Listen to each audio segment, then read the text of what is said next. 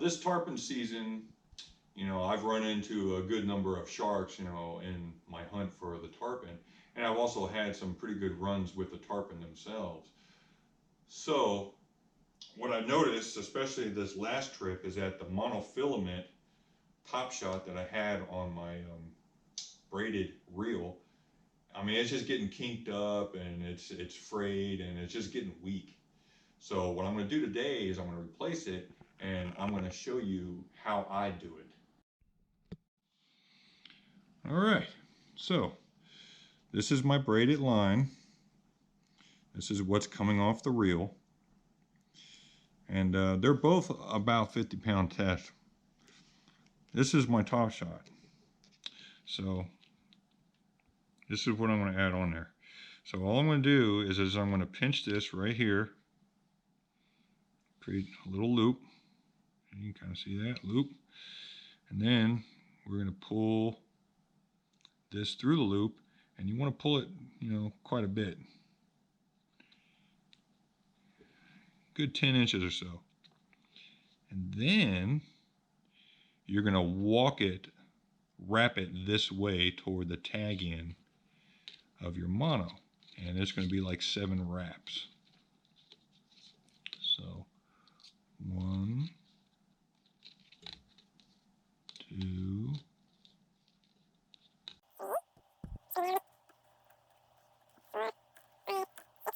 7. I'm going to spread these wraps out so that you can see exactly what's going on here. As I know, it's kind of hard to see with such small lines, but you can see what I've done here, right? Pretty easy so far. So now, I'm just going to hold on to this end, and now I'm going to just wrap it right back 7 times. So, 1, 2, and as I go down, I'm actually going to move my thumb and pinch 3,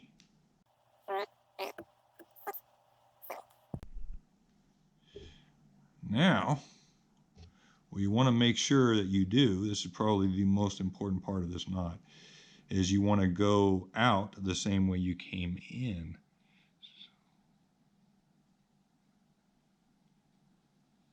Okay. And how I confirm that is I just grab both these lines and I just push them, make sure they're both coming out of that same end. Okay, so now we have all our wraps on here. Now it's just a matter of cinching it down, right? So what I do is I grab everything. I grab the tag end and the main line of the braid and the tag end and the main line of the mono, just all 4 lines.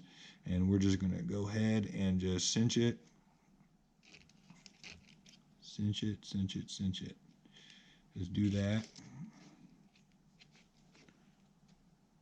You can take a look at that. You can see what's going on. That's pretty uniform. Okay, so now I'm just going to do the main lines now and just really get those nice and tight, but not all the way tight. Almost, but not all the way. At this point now, if I can feel that it's getting pretty tight, I'm going to give it a little help. You don't want to try to cinch it all the way down because it won't make it because there's so many wraps. So you just give it a little bit of help with your fingers just on the top there. And now I'm going to pull all 4 again. I'm going to pull the 2 tag ends and the main line. Really good. Make sure everything is sitting right on top of each other. And now the final one. This is where I really torque it. I really pull. I'm wrapping this up now. There goes my screen again. Hold on. And I'm really going to cinch it down now. Cinch it until you feel the stretch of the mono. Because that fish, that's how hard that fish is going to pull. Until you feel the stretch of the mono. And I'll do it a couple times. And that knot right there is so strong and it's so small that it'll fit right through your guides. It will never fail.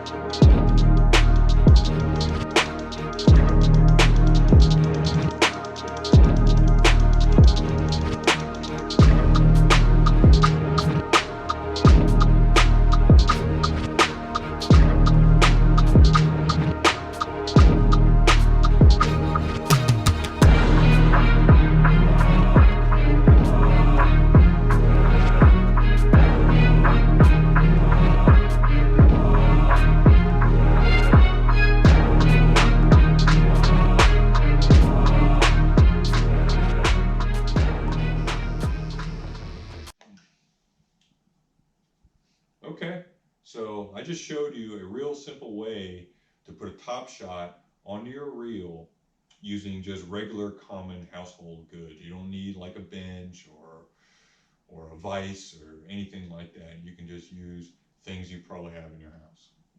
Now, if you all have watched my last video, I had like 7 or 8 strikes with the tarpon and not a single one got hooked.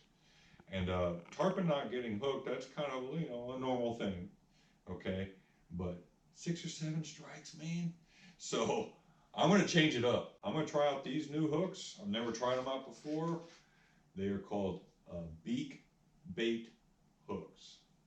I have no idea how they're gonna be, how they're gonna perform. They've got little upturned eyes because I also want to try snelling.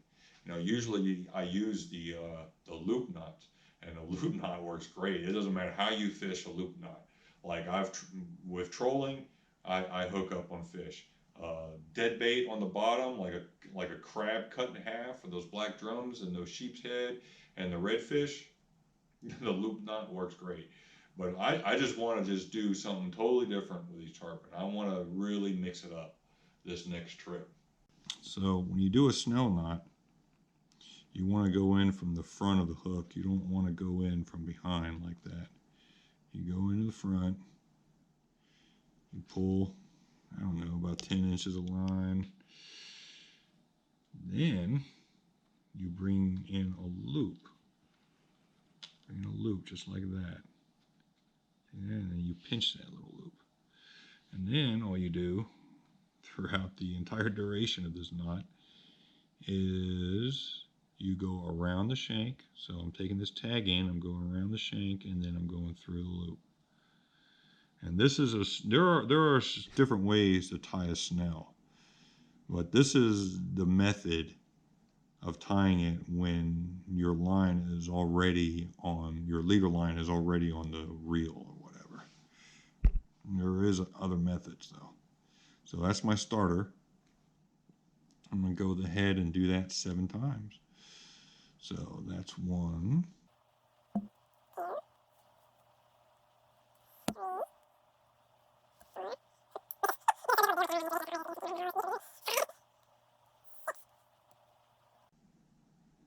7. So once you get it to this point, you know, I got all the wraps pinched, right? You get it to this point, what I like to do is actually have the hook kind of facing away from me, and I'll grab like the main line here, and I'll go ahead and cinch it down like that. Just cinch it down, and it's okay if you pull kind of tight. And then what I'll do is I'll get this tag in, and I'll put this in my mouth and bite onto it, and then I'll pull on the main line. So I'm going to do that kind of like off camera here.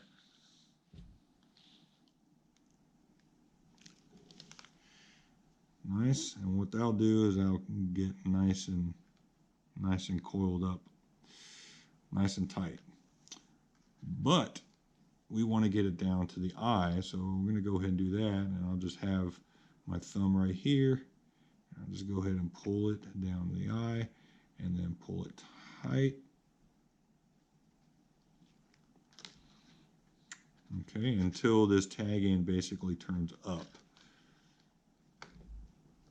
And now what I'll do is I'll bite onto this, and then as I'm biting onto that and holding onto it, or you can use pliers, I'll pull in this line again. So I'm going to do the same thing again. Okay. And I'm going to do that off camera. And just one last time, because this is the direction that this fish is going to pull. Just one last time, just go ahead and pull until you feel that line stretch. See, I didn't do it right. Let me show you what happened here. You see how this line kind of overlaps the coils? That shouldn't happen. So I'm going to bite on this again, and then I'm going to pull again. And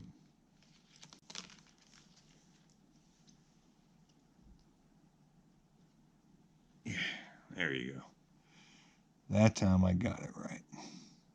That time it's perfect.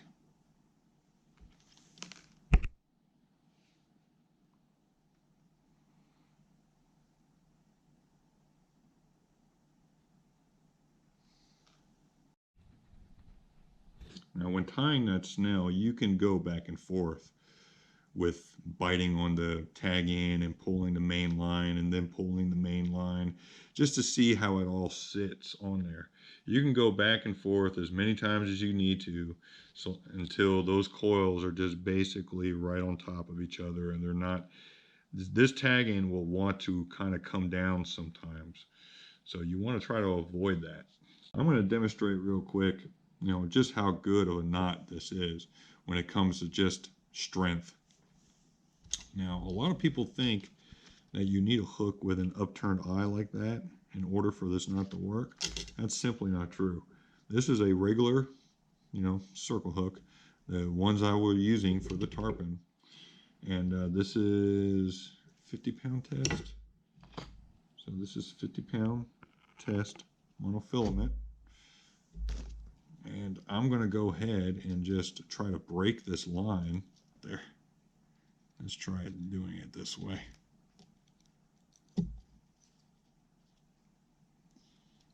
I can't hold on to it without it actually going into my skin.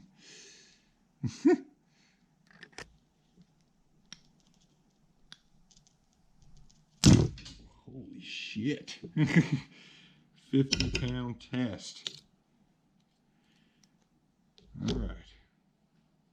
And there you go. The knot's still intact. I don't know if you can pick up where it's severed. Well, anyway, the line broke right there. Right there it broke. And the knot's still perfectly intact. And it's not an upturned eye hook. So you can use a snell knot. If you tie it exactly how I showed you, you can use it on any kind of hook, and it should work out great.